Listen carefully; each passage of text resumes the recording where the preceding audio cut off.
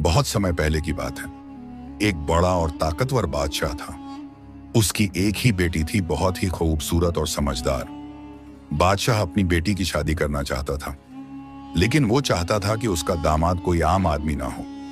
वो चाहता था कि जो भी उसकी बेटी से निकाह करे वो बहादुर, समझदार और सच्चा इंसान हो। एक दिन उसने पूरे शहर में ऐलान करवा दिया। ढोल नगाड़े बजने लगे। ऐलान सब जगह सुनाया गया। उसने कहा, जो मेरी बेटी से शादी करना चाहता है उसे 2 कठिन इम्तिहानों से होकर गुजरना होगा। लोग चौंक गए, सोच में पड़ गए, ऐसा कौन सा इम्तिहान? बादशाह ने कहा, पहला इम्तिहान यह होगा कि उसे एक शेर के बाड़े में जाना होगा। वो शेर भूखा है, बहुत ही खतरनाक है, और उस शेर की आंखें निकाल कर लानी होंगी। लोगों की रूह कांप गई यह सुनकर। फिर बादशाह ने दूसरा इम्तिहान बताया।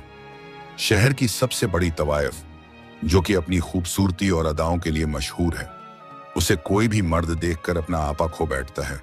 उसी तवायफ के पास जाकर उसे पूरी तरह से नजरअंदाज करना होगा। उसे शरीफी और सच्चाई का सबूत देना होगा। बादशाह ने ऐलान किया, जो इन दोनों इम्तिहानों में कामयाब हो जाएगा वो मेरी बेटी से शादी कर सकता है। पूरा शहर यह खबर सुनकर हक्का बक्का रह गया। कुछ लोग हंसे, कुछ डरे, कुछ ने इसे पागलपन कहा, पर कुछ ऐसे भी थे जिनके दिलों में उम्मीद जागी। बादशाह ने पहले इम्तिहान के लिए एक गुफा तैयार करवाई। उसके अंदर बहुत बड़ा पिंजरा था जिसमें भूखा शेर रखा गया था। बादशाह ने सबको चैलेंज दिया, अगर कोई है मर्दों में मर्द तो आकर दिखाए। पूरा शहर उस दिन के इंतजार में था जहां कोई साहसी आगे बढ़े और इस चमत्कार को कर दिखाए। बादशाह के ऐलान को कुछ ही दिन बीते थे। पूरा शहर इस चर्चा में डूबा था कि कौन आगे बढ़ेगा, किसके अंदर इतना साहस है कि वो शेर की आंखें निकाल सके और फिर उस बड़ी तवायफ के सामने अपनी नजरें झुका सके। हर रोज लोग मैदान में जमा होते, मगर कोई आगे नहीं आता। कभी कोई बहाना करता, मेरे पैर में दर्द है, तो कोई कहता, मुझे तो बस देखने आया हूं। एक दिन दूर के इलाके से एक गरीब खान नाम का नौजवान आया। उसके कपड़े साधारण थे, चप्पल घिसी हुई थी, मगर आंखों में हिम्मत, सीने में आग और चाल में विश्वास था। वो सीधा बादशाह के महल पहुंचा, दस्तक दी और बोला, हुजूर, मैं तैयार हूं इम्तिहान के लिए। मुझे आपकी बेटी नहीं चाहिए, मुझे खुद को साबित करने का मौका चाहिए। बादशाह मुस्कुराया। उसने पहली बार देखा कि कोई बिना लालच के बात कर रहा है। दरबार में बैठे वजीर, मंत्री और सैनिक सब हैरान थे। बादशाह ने पूछा, क्या तुम जानते हो कि यह खेल नहीं, जान का खतरा है? खान ने जवाब दिया, जान तो एक दिन जानी ही है। अगर कुछ करके जाए तो कहानी बनती है, वरना जिंदगी भीड़ में गुम हो जाती है। लोगों ने हंसते हुए कहा, इस खान को देखो, खुद को क्या समझता है। कोई बोला, शेर के आगे ये टिकेगा नहीं। पर खान चुप था, ना हंसी की फिक्र, ना हार का डर। फिर एक बुजुर्ग ने खान से कहा, बेटा, शेर से भला कौन जीत पाया है? खान ने सिर झुकाकर जवाब दिया, बाबा, मैं शेर से नहीं, अपने डर से लड़ने आया हूं। बादशाह ने पहली परीक्षा की तैयारी शुरू करवा दी। शहर के लोग मैदान में जमा हो गए। सभी को बेसब्री थी इस मुकाबले को देखने की। शेर को भूखा रखा गया था 2 दिन से, ताकि उसकी क्रूरता और तेज हो जाए।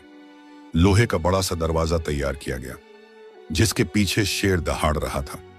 खान को तलवार, ढाल और लोहे का कवच देने की पेशकश की गई, मगर उसने मना कर दिया। बोला, अगर मैं हथियार लेकर जाऊं तो फिर मेरी नीयत पर शक होगा। खान ने एक आखिरी बार आसमान की तरफ देखा, बिस्मिल्लाह कहा और आगे बढ़ गया। दरवाजे की चाबी घुमाई गई और लोगों की सांसें थम गईं। दरवाजा धीरे धीरे खुला और खान शेर के पिंजरे के भीतर चला गया। दरवाजा धीरे धीरे खुला। चारों तरफ सन्नाटा था। लोगों की धड़कनें तेज हो गई थीं। शेर अपने पिंजरे के कोने में बैठा था। उसकी आंखों में भूख और गुस्सा साफ दिख रहा था। जैसे ही दरवाजा खुला, उसने अपनी लाल आंखें घुमाई और खान को देखा। खान बिना किसी डर के आगे बढ़ा। उसके चेहरे पर ना कोई घबराहट थी, ना ही पसीने की एक बूंद। लोग चिल्ला उठे, वापस आ जाओ खान, ये तुम्हारा अंत है। मगर खान ने किसी की बात नहीं सुनी। वो धीरे धीरे आगे बढ़ा। हर कदम सोच समझकर रख रहा था, जैसे जमीन भी उसके हौसले को नाप रही हो। शेर अब पूरी तरह खड़ा हो चुका था। उसके नाखून मिट्टी में गड़ गए। उसकी दहाड़ से हवा कांप उठी।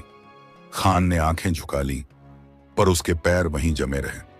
फिर उसने खुद से कहा, डर को जितना देखोगे वो उतना बड़ा लगेगा, इसीलिए नजरें नीची लेकिन दिल ऊंचा रखो। शेर ने झपट्टा मारा, मगर खान ने एक तरफ होकर खुद को बचा लिया। फिर वो एक कोने में जा खड़ा हुआ जहां कुछ लकड़ियां और पत्थर पड़े थे। खान ने उनमें से एक लकड़ी उठाई और धीरे धीरे शेर के पास गया। उसने लकड़ी जमीन पर रगड़ी, थोड़ा सा आग पैदा करने की कोशिश की। शेर कुछ देर के लिए ठिठक गया। उसे समझ नहीं आया कि यह इंसान कर क्या रहा है। फिर खान ने लकड़ी को जोर से जमीन पर पटका। आवाज हुई। शेर चौंका और पीछे हटा। खान ने उसी मौके का फायदा उठाया। एक पत्थर उठाकर शेर की आंखों के पास फेंका। शेर तिलमिलाया, लेकिन खान पीछे नहीं हटा। अब लोगों की आंखें खुली की खुली रह गईं। जो लोग पहले खान का मजाक उड़ा रहे थे, अब उसके हौसले पर हैरान थे। खान ने शेर को थकने दिया, उसकी हर चाल पर नजर रखी। फिर जैसे ही शेर थका और बैठा, खान ने धीरे धीरे उसके पास जाकर दोनों आंखों को अपने कुर्ते से ढक लिया। शेर हिला भी नहीं। शायद थकान और खान के आत्मविश्वास ने उसे शांत कर दिया था। खान ने दोनों आंखें धीरे से निकाली, एक कपड़े में बांधी और वापस दरवाजे की ओर बढ़ा। दरवाजा खोला गया और खान बाहर आ गया। भाग 4। दरबार में सब हैरान, क्या अब तवायफ से बच पाना मुमकिन है? खान जैसे ही शेर की आंखें लेकर बाहर आया, पूरा मैदान तालियों और नारों से गूंज उठा। लोगों को अपनी आंखों पर यकीन नहीं हो रहा था। जो शेर को देखकर डर के मारे पीछे हट जाते थे, वो खान अब शेर की आंखें लेकर लौट चुका था। बादशाह अपने सिंहासन पर खड़ा हो गया। उसने पहली बार किसी आम इंसान को इतनी हिम्मत से मौत को हराते देखा था। उसके वजीर और सिपह सालार भी दंग रह गए। बादशाह ने शेर की आंखें देखी। वो असली थीं, गीली थीं और ताजा खून से भरी हुई थीं। कोई शक नहीं था कि ये शेर की ही आंखें थीं। उसने कहा, खान, तुमने पहला इम्तिहान पास कर लिया है। अब दूसरा इम्तिहान और भी कठिन है, क्योंकि इसमें तुम्हें खुद से नहीं, अपने जज्बात से लड़ना होगा। अब बात थी उस तवायफ की जिसका नाम सुनते ही बड़े बड़े दिल हार जाते थे। उसका नाम था नूरजहां। उसकी आंखों में ऐसा जादू था कि जिसे देखे वो खुद को भूल जाए। उसका घर शहर के सबसे बड़े कोठे पर था, जहां सिर्फ अमीर लोग ही जा सकते थे। बादशाह ने हुक्म दिया कि खान को उसी शाम वहां भेजा जाएगा। लोगों को यकीन नहीं हो रहा था कि खान ये भी कर पाएगा, क्योंकि शेर से तो ताकत की लड़ाई थी, पर यह इम्तिहान दिल की थी। दरबार में चर्चा शुरू हो गई। क्या खान अब भी खुद को संभाल पाएगा? शरीर पर जख्म लगाना आसान है, मगर नजरें झुकाकर बैठना सबसे मुश्किल। खान शांत था। उसके चेहरे पर ना घमंड था, ना डर।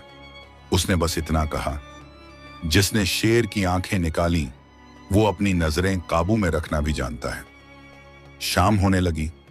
बादशाह ने एक सवारी भेजी, जो खान को लेकर नूरजहां के कोठे की ओर चली। रास्ते में लोग जमा थे। कोई हाथ हिला रहा था, कोई सलाम कर रहा था, कोई आंखों में उम्मीद लिए उसे देख रहा था।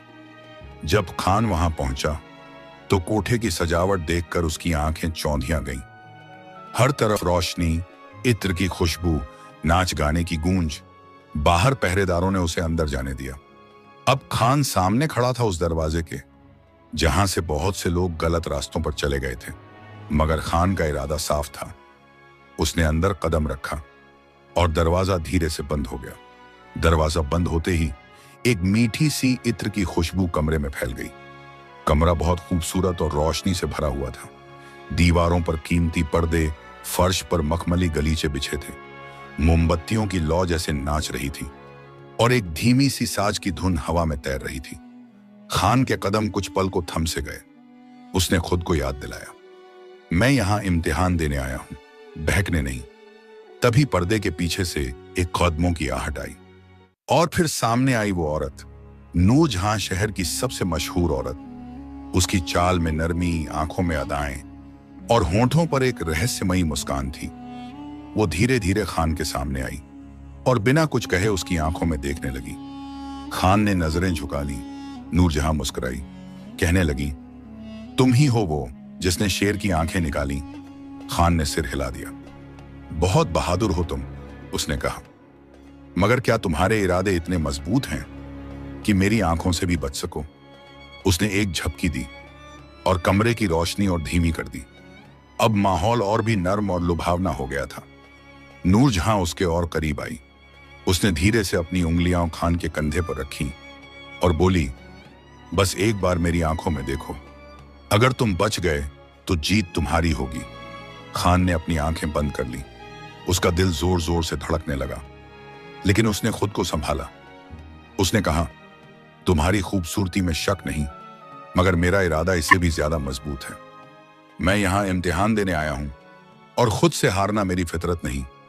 नूरजहां ने अपनी चाल और तेज कर दी। अब वो उसके बिल्कुल पास थी। उसकी सांसें खान के चेहरे को छू रही थीं, लेकिन खान की आंखें अब भी बंद थीं। उसका सिर थोड़ा झुका हुआ था, हाथ मजबूती से आपस में जकड़े हुए। उसने धीरे से कहा, जिसने शेर की आंखों में आंखें डालकर डर को हराया, वो अपनी नजरें झुकाकर फितरत की जीत बचा सकता है। कमरे में कुछ देर सन्नाटा रहा। फिर नूरजहां पीछे हटी। उसके चेहरे पर पहली बार हार की शिकन थी। उसने कहा, तुम पहले आदमी हो जो मेरे करीब आकर भी बहके नहीं। तुमने खुद को जीता है। अब तुम इस दुनिया के सबसे बड़े विजेता हो। दरवाजा खोला गया। खान बाहर आया और इस बार वो सिर्फ शेर को नहीं, अपने दिल को भी जीत चुका था। खान नूरजहां के कोठे से बाहर आया। उसके चेहरे पर थकान थी, मगर आंखों में सुकून था।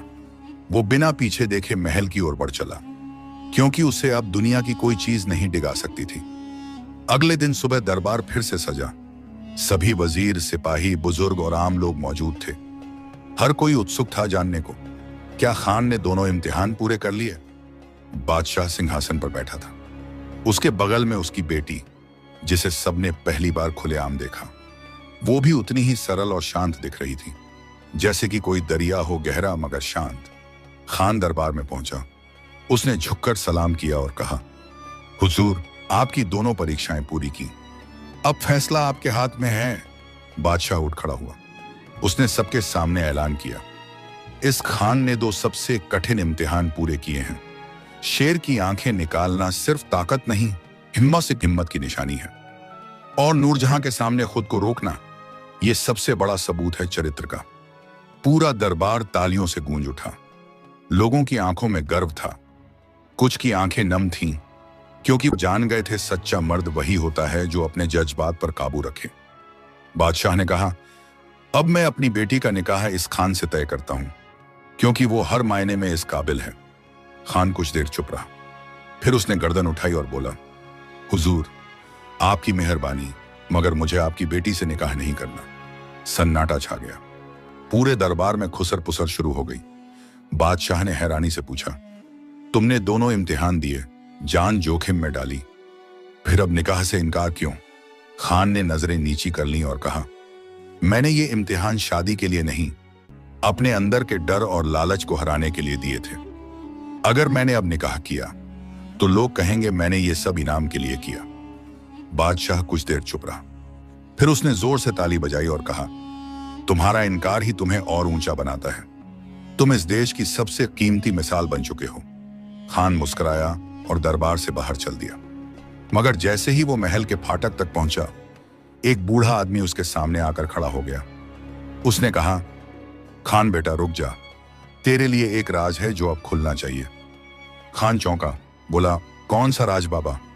बूढ़ा आदमी बोला, बादशाह, तेरा अपना खोया हुआ पिता है। बूढ़े की बात सुनकर उसका दिल कांप उठा। उसने कांपती आवाज में पूछा, आप क्या कह रहे हैं बाबा? बादशाह मेरे पिता? ये कैसे हो सकता है? बूढ़ा मुस्कुराया, फिर गहरी सांस लेते हुए बोला, बहुत साल पहले की बात है, जब बादशाह ने एक औरत से मोहब्बत की थी। एक सादगी भरी औरत, जो राजमहल की नहीं बल्कि एक साधारण घर की बेटी थी। दोनों ने छुपकर निकाह किया, मगर दरबार में इस रिश्ते को कभी नहीं माना गया। राजा के वजीर और अमीरों ने दबाव डाला।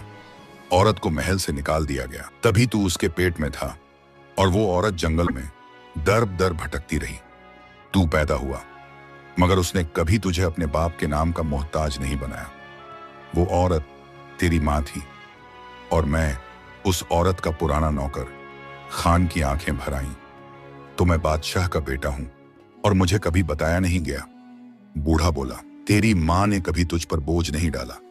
वो चाहती थी तू खुद की पहचान बनाए। और देख बेटा, आज तू खुद बादशाह से भी बड़ा बन गया है। खान के हाथ कांपने लगे। उसका दिल अंदर से बिखर रहा था। सच की गहराई ने उसकी आत्मा को झकझोर दिया। वो वापस दौड़ते हुए महल की ओर गया। दरबार अब भी सजा था। बादशाह सिंहासन पर बैठा था। खान ने दरबार के बीच में आकर घुटनों के बल बैठते हुए कहा, क्या यह सच है? क्या आप ही मेरे पिता हैं? बादशाह उठ खड़ा हुआ। उसकी आंखें भीग चुकी थीं। उसने खान को उठाया और गले से लगा लिया। हाँ बेटा, यह सच है। मैंने एक गलती की थी। तुम्हारी मां को छोड़कर मैंने बहुत बड़ा अन्याय किया, मगर तुमने आज साबित कर दिया कि कौन सही है और कौन महान। पूरा दरबार भावुक हो उठा। लोगों ने पहली बार देखा एक बादशाह का सर एक आम इंसान के सामने झुक रहा था। बादशाह ने कहा, खान, अब मैं तुम्हें सिर्फ बेटा ही नहीं, इस सल्तनत का वारिस भी घोषित करता हूं। मगर खान ने सिर हिलाया और कहा, अब्बा हुजूर, मुझे आपकी मोहब्बत चाहिए, तख्त नहीं। मैंने जो कमाया है वो अपने दम पर कमाया है, और अगर आप मुझे इज्जत देना ही चाहते हैं तो मुझे बस इतना हक दें कि मैं लोगों की सेवा कर सकूं। बादशाह ने आंखें पोंछते हुए कहा, बेटा, तू सल्तनत से नहीं, लोगों के दिलों से हुकूमत करता है।